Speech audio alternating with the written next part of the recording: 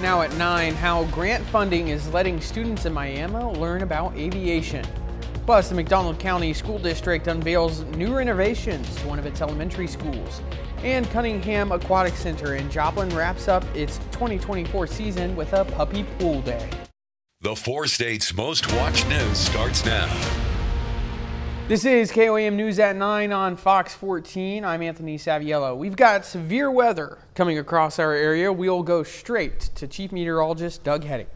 Yeah, we've had some pretty big storms kind of push through as we've worked through the past couple hours. We've had a lot of storms clocking winds 70 to 80 miles per hour, and we have had quite a bit of damage, anywhere from let's say about Baxter Springs through Ottawa County towards Seneca. A lot of trees, some power lines down even into McDonald County. All right, severe thunderstorm watch out until 11 p.m. Look at all the warnings. So we're looking Washington, Nowata, Craig, Ottawa, northern parts of Delaware County, and then Newton County, McDonald County, Berry County, and also Benton County. So mainly in our southern counties now, you can see these storms drifting south and east. That storm right there is the one that did most of the damage. Still, a lot of lightning within these storms, and we have another big guy just northern parts of Craig County. Let's go ahead and zoom in. So here's Benton County severe thunderstorm warning, which extends up into Berry County, so near Table Rock Lake. And go a little bit farther toward the north. Here's Newton County, a strong storm, then a severe thunderstorm. Northern parts of Ottawa County dropping into Miami and Commerce right now. And then this guy just north of Veneta, very large hail core. Hail upwards to golf ball size. So we're going to watch these as they continue to push through over the next several hours. Of course, here in a bit, we're going to look at what these are going to do and what your weekend's going to look like here in a bit. All right, see you soon. Miami High School received funding from the Oklahoma Department of Aerospace and Aeronautics to enhance the school's aviation classes. KOAM's Melissa Alexis has more.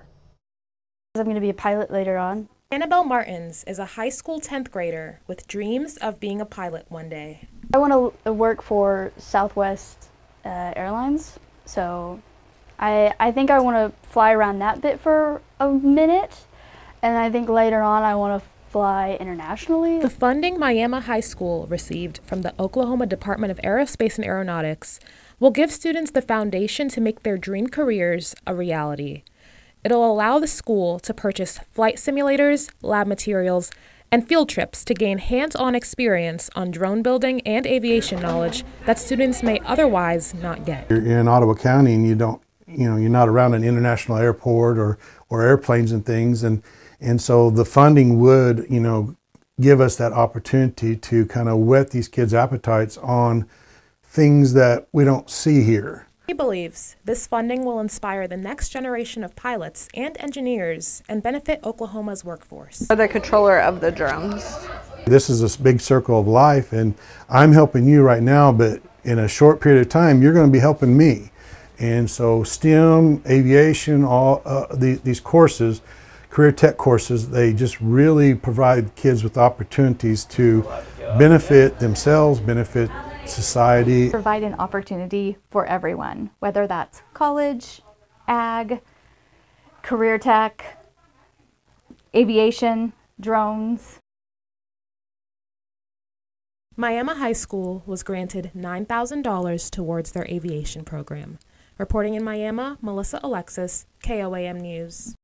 Bland hopes this will inspire the future generation of engineers and pilots in Miami. The McDonald County School District today showed off new facilities at Southwest City Elementary. They hosted a ribbon cutting for 2 new classrooms and new bathrooms. Funding for the renovations comes from a $21.5 million bond issue passed by voters in 2022. Officials say it will help with space constraints.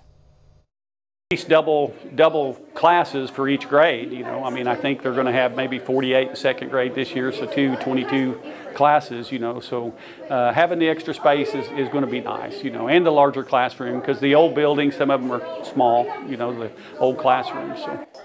This project is part of a larger district-wide improvement plan that includes storm shelters, office additions, and remodels at various schools across the district. Staying in McDonald County schools are also excited to announce the return of the Freshman Academy. The program brings students across the district to equip them with the tools and knowledge they need in order to confidently navigate the transition to high school.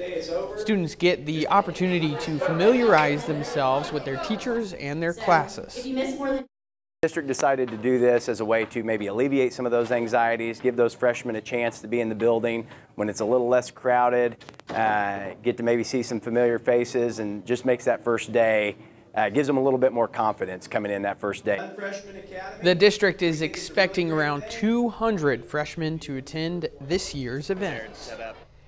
The Missouri Department of Conservation wants Walter Woods visitors to share some information about the park. The MDC wants to know how patrons use this popular area located on the southeastern edge of Joplin, but to also ask questions about the mining remediation work coming up in 2025. Interested parties who want to weigh in can head over to KOAMnewsnow.com, where we've provided a link to the survey. Area pooches were able to swim at Joplin's Cunningham Aquatic Center this evening. With the end of summer approaching, the pool opens its gates to let community pups get the chance to cool off and meet other furry friends while doing so. I'd say it's less important for the dog-on-dog, even though that is great. But all these dogs act really well together. Most of them are probably from the dog park, so they already know each other. But I really like he can get in the water. There's not a lot of places dogs can go swimming with clean, safe water. So the fact that the city does this every year when the pools go to close, great. The price of admission was just $6 per dog, but humans were able to get in for no charge. The Joplin Police Department hosted a neighborhood block party at Parr Hill Park today. Free food and drinks were available to community members in attendance. They were also able to get an up-close look at different city utility vehicles. Well, what we have tonight is we've got several different entities, especially entities around the city that work for the city. So we've got the parks here, we've got emergency communications, we've got obviously the police department here with a number of vehicles. It's going to be a touch-a-truck event to where kids and families can get up close with the vehicles and talk to those that work in them and around them every day. People that went to this evening's event were given complimentary hot dogs as well as refreshments from Starbucks. A cup of coffee for a good cause. Today, the Human Bean in Joplin donated $1 from every drink sold at to Crosslines Ministries, an organization that provides emergency services in the community. It's a very easy way for them to get a great, delicious drink, and knowing that they're also supporting a great local ministry as well. The Human Bean has more than 300 drive-through locations across 25 states. All the locations have 4 different give back days every year. Coming up, as young adults move into their college dorms, we'll have tips for parents dealing with empty nest syndrome.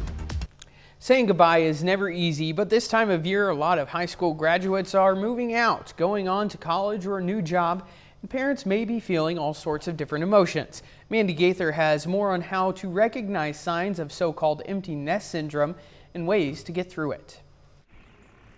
When the chicks take flight, sometimes the nest can feel a little empty. You can feel excitement and loss at the exact same time. And it's okay to celebrate your child leaving home while at the same time feeling sadness and loss. Psychologist Susan Alberts with Cleveland Clinic says that while empty nest syndrome isn't a clinical diagnosis, the feelings are real. Signs can include a persistent sense of sadness, loss, emptiness, lack of purpose, and a shift in identity. Acknowledge your feelings. Accept this period of grief. Allow yourself to feel whatever you are feeling during this transition period. Albert says it's time to do something you may not have been able to do for a long time. Focus on you. Get back to an old hobby or find a new one. Take on new adventures, maybe travel. Stay connected to friends and family and make time to reconnect with your partner. We can look at this as an opportunity to do new activities together, to rekindle that fun and excitement in your relationship. And while parents may also feel worried for your child who's away from home, Albert says take a step back. Allow them to make their own decisions, to grow, and have the confidence that you have taught them the skills to be out on their own and to become an adult. For Health Minute, I'm Mandy Gaither. The FDA wants to help Americans consume less sodium by lowering sodium levels in processed foods. The agency has proposed guidelines with voluntary targets that could help Americans cut their average daily sodium intake by about 20%. Before 2021, consumer intake of sodium averaged about 3,400 milligrams per day. If finalized, the FDA's voluntary target would be 2,750 milligrams. Doug is next with a complete look at the forecast and later. High school softball season kicks off early in Quapaw, Oklahoma as they host Grove.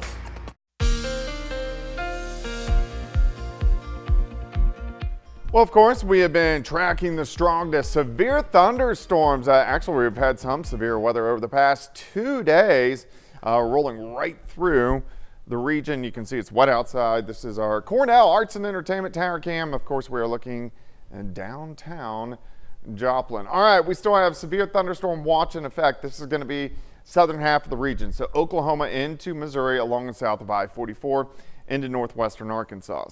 This goes until 11 p.m. Where you see the yellow boxes, these are all severe thunderstorm warnings. So in our area, we're looking at Benton County, Delaware County, Ottawa County, Craig County, Nowata County, Washington County, over towards Chautauqua, and also Elk County in southeastern parts of Kansas. Biggest storms now, southern counties, but we are seeing a little bit of redevelopment, but I think the ones that fire behind this aren't going to be near as strong, but we are going to be in and out of scattered showers and thunderstorms as we go through the next several hours. And you can see how electric these storms are as they have been pushing through. A lot of areas anywhere from Baxter to Seneca down toward Goodman have seen a lot of trees down, some power outages as well. Let's go ahead and zoom in. So we're going to go into Benton County. Here's Bentonville, here's Beaver Lake getting showers and thunderstorms, also Table Rock Lake getting showers and thunderstorms. Let's track a little bit farther toward the west. Strong storm, McDonald County, but not severe.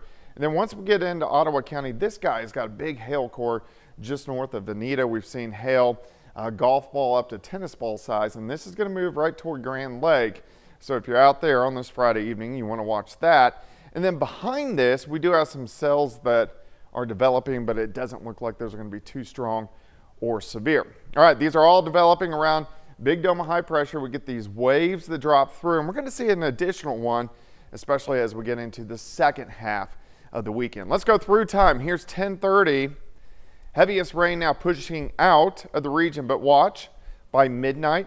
Some redevelopment, so it could be a little bit of a loud night with showers and thunderstorms pushing through. Scattered storms get into southwestern Missouri, so here's a 1:30 in the morning.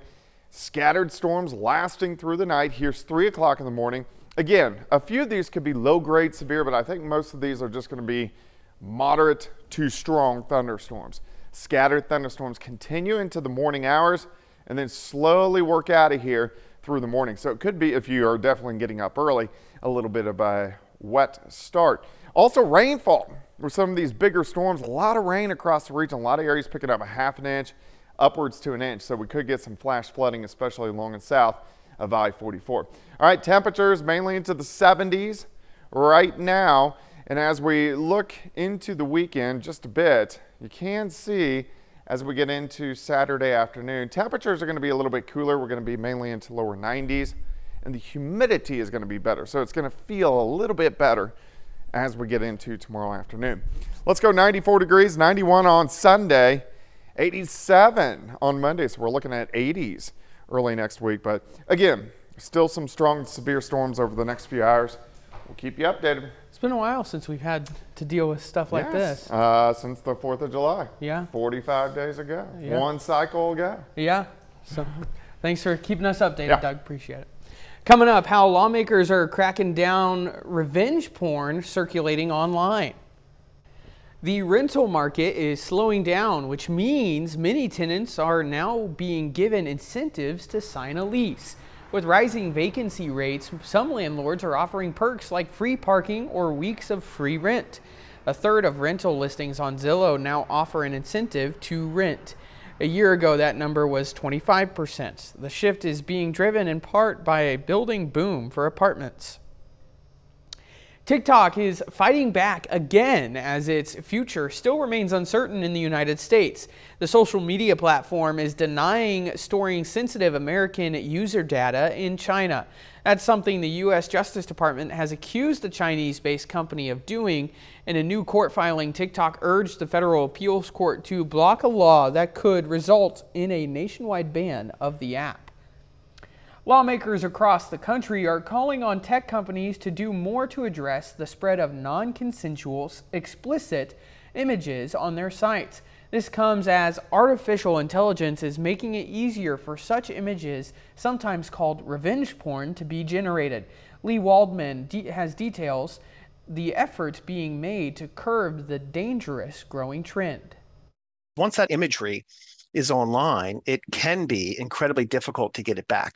The National Center for Missing and Exploited Children started its Take It Down program in December 2022 after speaking with victims of online child pornography and their families. They want to be able to anonymously report and get the content down. The Take It Down program does just that, but John Sheehan says the prevalence of artificial intelligence creating non-consensual nude images is presenting new challenges. Individuals can take imagery of an individual, whether that be a minor or an adult, can run it through what's often referred to as a nudify app. So you could take a clothed image, turn it into a nude or pornographic image, and distribute it online.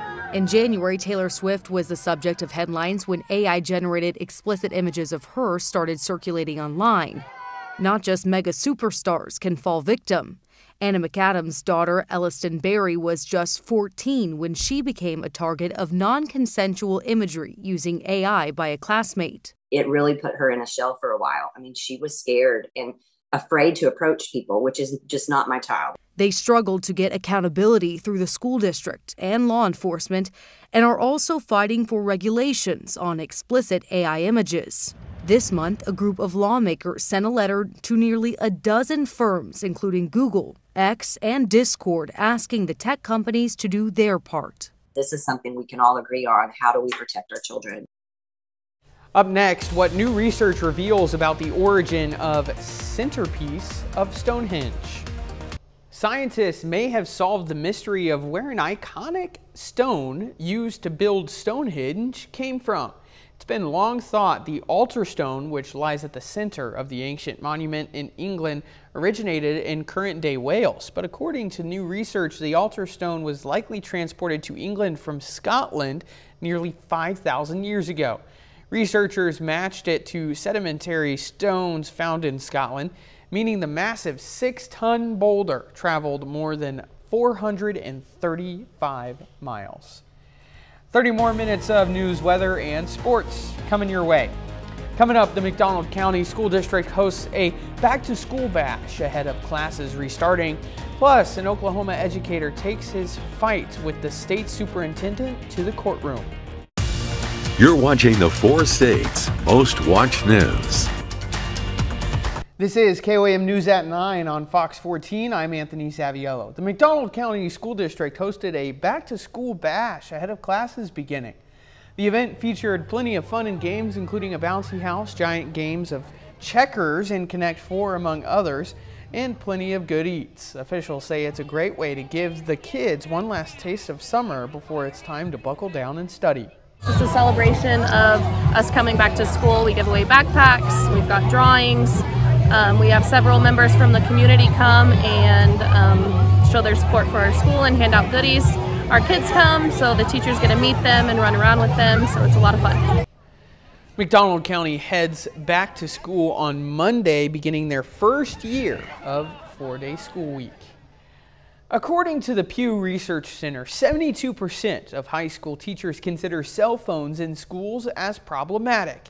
Some states and school districts across the country outright ban the use of cell phones in schools. As the school year begins, we want to help parents and students know what their school's policy is when it comes to cell phone usage. Overall, though, the policies are pretty well aligned with the understanding that we do not want devices being a distraction in the classroom. So anything we can do to help student engagement in the classroom and minimize those distractions, that's our overall goal as a district.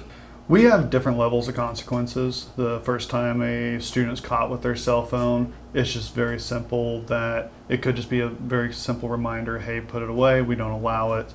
If the students continue to break that, then the teacher will take the phone and they might keep it on their desk till the end of that hour, and then the kid gets it back. If it's a repeat offense, then the cell phone gets brought to the office and the kid can come and get it back at the end of the day. We'll have even more information on school cell phone policies in our area schools on our tomorrow newscast during the weekend. In Tulsa, Oklahoma, a fiery rivalry among top officials in the education system has culminated in a lawsuit. The Bixby Public School Superintendent is suing the state superintendent for defamation over comments he made last month. Brody Myers has the latest from the attorney. Michael Barquette, the attorney representing Rob Miller, said enough's enough. There just simply comes a time when you're falsely and maliciously attacked, such as he was by Ryan Walters recently, that you have to stand up for your character and your reputation. This is all in relation to Title I funding for Bixby Public Schools. Miller claims BPS never got estimates from the state on their share of the money, preventing the district, Miller says, from making critical hires before the school year. When 2 News anchor Sharon Phillips asked Walters to respond, this is what he said. Yeah, he's a liar. I mean, he's really a true embarrassment. He knows every year when he gets Title I funds in, we're dealing with all kinds of financial problems with his district that we're having to address right now. So, you know, Rob's a clown and a liar, and so he knows that. So it's an embarrassment, but we're going to continue to make sure that that district is functioning. Those comments have now landed him a lawsuit, just filed in Tulsa County. We obtained the petition. It lays out Miller's career in the military and his career in public schools. It accuses Walters of lying, defaming, and putting Miller in a negative light. The petition says the comments have hurt Miller's character. What has he faced? Mr. Walters' comments and lies about Mr. Miller have gone viral, not only statewide, but nationwide and even worldwide. The back and forth between Walters and Miller has turned political, with Walters making comments like this. He knows that's a lie, but he's going to keep saying it anyway.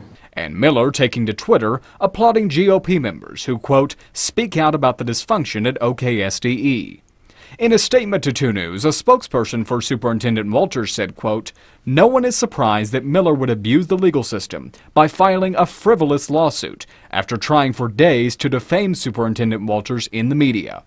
Still, Barquette insists, Miller is not out for personal or political gain. You have a right in this country to a jury trial, and when you've been defamed and your character has been maligned maliciously with false statements, you have a right to exercise the court system to protect your character. Walters' spokesperson went on to say the suit is, quote, a political stunt by a man with a vendetta, not a legal case. Bixby starts school on the 20th.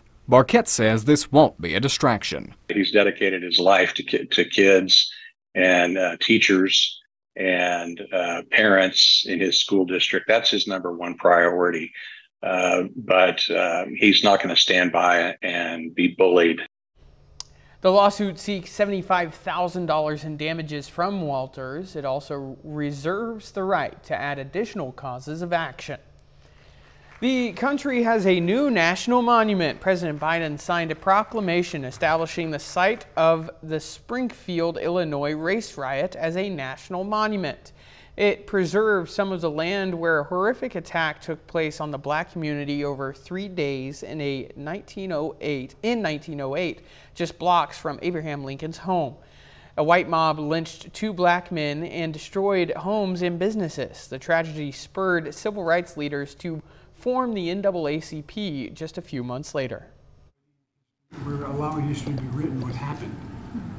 So our children, our grandchildren, everybody understands what happened and what could still happen. The memorial at the site features sculptures that show 2 charred chimneys rising from the smoldering rubble of burned out buildings. A bit later, handling the school transition. With back-to-school season ramping up, incoming college freshmen are about to face a whole new world. I'm Chandler Painter with a look at how to make this big transition less scary. Coming up.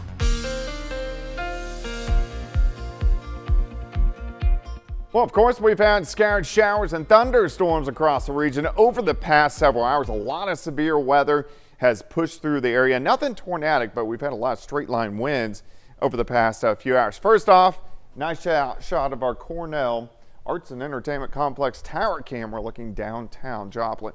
All right, still severe thunderstorm watch in effect. Oklahoma, Missouri south of I-44 into Arkansas. Yellow polygons, those are all severe thunderstorm warnings. So affecting us, we're looking at Craig, Ottawa, Delaware County, and a sliver of Benton County.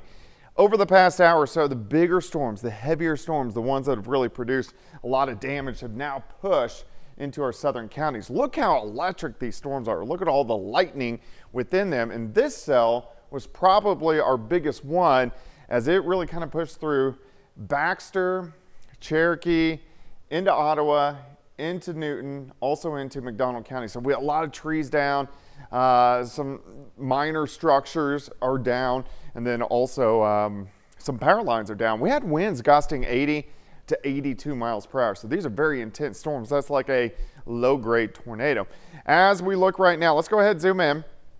Still intense storms, Bentonville up 49, then you pass through Bella Vista and Jane up toward Pineville. Still some showers and thunderstorms once you get over toward Table Rock. Grand Lake still getting showers and thunderstorms, heavy amounts of rain, then starts to let up a little bit once you get into Ottawa County and then into the metro, but still showers and thunderstorms. Now behind this, we have some additional storms kind of forming. Parsons out toward Fredonia and Neodesha. I think these will be sub-severe or below severe limits, and I think that's pretty much what we're going to have as we go through the rest of the overnight hours. But we are going to have clusters of showers and thunderstorms, and it could be a little bit on the loud side tonight. High pressure, see the clockwise rotation out across New Mexico, so these waves kind of rotate around it and affect us. We'll have another one moving in as we get into late Sunday. All right, let me take you through time. Here's 11 p.m., still scattered thunderstorms, but not as lit up as what we have seen over the past couple hours. Midnight, still some scattered thunderstorms. I don't expect these to be severe. We could get a few stronger ones. We can't rule out an isolated severe thunderstorm, but I think 90% of our severe weather is done. Hit miss showers and thunderstorms continue through the night. Here's 3 a.m. Let's go all the way into about 5 a.m. Now mainly south of I-44. We start the day a little bit wet, and then these showers and thunderstorms roll out of here. So additional rain tonight. You got to see where those bigger bands really line up. But still, an additional quarter of an inch, half an inch, very possible in a lot of spots. The weekend looking pretty good, 94 tomorrow. Humidity is going to be lower. 91 on Sunday, some pop-up storms late in the day. Look at this, 80s, upper 80s, Monday and Tuesday, and then a slow warming trend as we go through next week. But all in all, for the third week of August, temperatures pretty good. I've been having to mow my lawn more often now because of some of the rain we've been getting. I need to mow my yard, yeah. That's my Saturday job. Yeah, there you go. All right, thanks, Doug. Coming up in sports, Quapaw and Grove softball square off in an early season matchup. Plus, our 2024 high school football season previews continue with McDonald County. John Dales has those stories and more up next.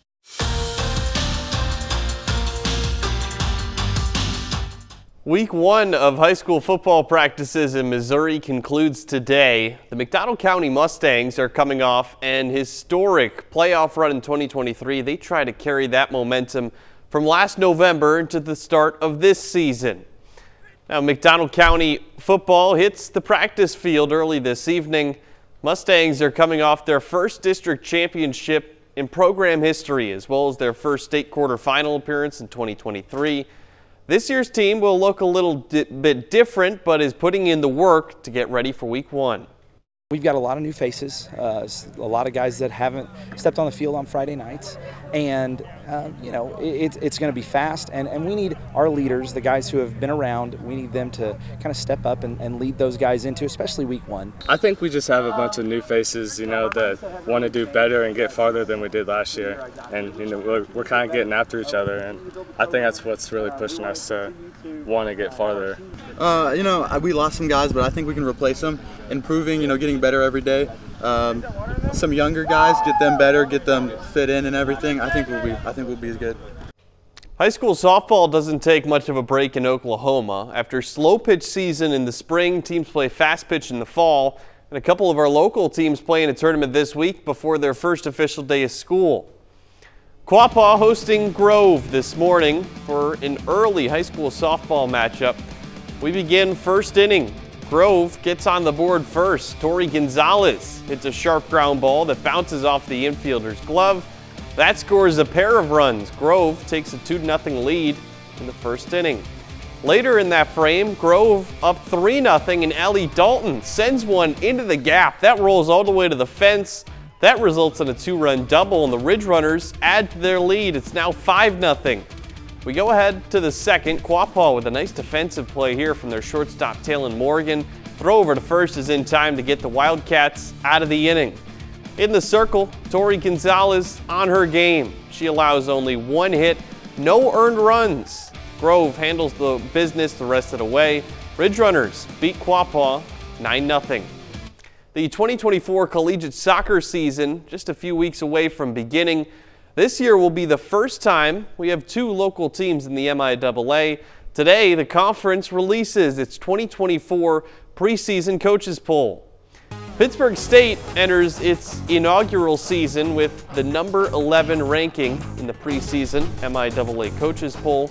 Missouri Southern picked 13th in the conference after going winless in 2023. Washburn is the top team in the poll. The Ichabods receiving 9 first-place votes, and the Gorillas and Lions officially begin their 2024 seasons on September 5th and 6th, respectively. Also coming up quickly is college football season. Tonight, Pittsburgh State football, actually just a few minutes ago, reveals their alternate black uniforms they're going to be wearing for their season opener. So we're excited to see them wear those new threads. Very cool. There's a lot of cool uniforms all across football coming out. Yeah. Very cool. All right, thanks, John. Back with more news after this. Back to school season is kicking into gear, and for the nation's incoming college freshmen, they're about to start the next chapter of their lives. But with so many new experiences waiting for them, this time can be dramatic and scary. Fox News correspondent Chanley Painter takes a closer look at how academic experts say this transition can be made easier. With the new academic year heating up, scores of high school graduates are getting ready to head into their freshman year of college. But while it's an exciting time as students prepare to move into their first dorm room, it can also be filled with nerves, as many young adults are thrust into a new environment away from their childhood homes. Want them to feel welcome and included. To combat the anxiety, student affairs experts like Dr. Sarah Klein are reminding incoming freshmen that mostly everyone else in their class is in the same boat as them. Those first few weeks of college are this really special little time in kind of the college bubble where you can just walk up to anybody and introduce yourself. While the goal of going to college is to receive a quality education, it's crucial students make strong connections from the start so they can have a solid support group through their academic journey. They need to meet other students and have some friendships. They also really need to make some connections with administrators and faculty so that they have resources to go to get questions answered, to get mentorship and guidance. Dr. Klein recognizes it can be harder for some people to be social, but says a bulk of the younger generation has a good understanding of mental health and how to seek help if they have trouble adjusting. There are therapists embedded in schools and social workers in the K-12 system, and so by the time they get to college, many of them have already been in therapy. Meanwhile, medical experts at the Mayo Clinic say parents who will be empty nesters once their child departs for school may also need help transitioning. I'm Chanley Painter, Fox News. Coming up, Travis Kelce earns his first acting credit with a horror drama. We'll learn more about the new series. A first look at Ryan Murphy's new horror drama starring a football star, and MTV reveals the recipient of the 2024 Vanguard Music Award. Fox's Ashley Dvorkin has those stories and more in the Hollywood Nation. Drive. Twisters storms home, Perry scores a top honor, and Kelsey makes his acting debut in the Hollywood Nation. Something is happening. Ryan Murphy released a first look at his new FX series Grotesquerie, which gives a glimpse at football star Travis Kelce's first foray into acting. He stars alongside Niecy Nash-Betts, who plays a detective investigating a string of heinous crimes that have unsettled a small community. The horror drama premieres September 25th. Katy Perry will receive MTV's coveted prize at the 2024 Video Music Awards next month. The global superstar is the recipient of this year's Video Vanguard Award. Perry will also perform a career-spanning medley of her biggest hits during the ceremony, which airs live from New York's UBS Arena September 11th. Irish rock band The Script dropped their new album, Satellites. It's their first major project since the passing of their beloved guitarist, Mark Sheehan. What you're going to get from the album is a really clear and honest diary from the age I am and the age that we're living in, and trying to make sense of all the things that are going on around me, from love to loss, from life to grief. Twisters spins into home entertainment, the blockbuster disaster sequel, which earned more than $310 million at the global box office, is available to rent or buy digitally. The home release includes deleted scenes and a gag reel. Glenn Powell, Daisy Edgar-Jones, and Anthony Ramos star as the new generation of storm chasers. If you feel it, chase it! In Hollywood, Ashley Dvorkin, Fox News. That's our time for tonight. Thanks for joining us. We'll leave you with a video of baby pygmy hippos at the zoo in Germany. From all of us here at KOAM, have a great night.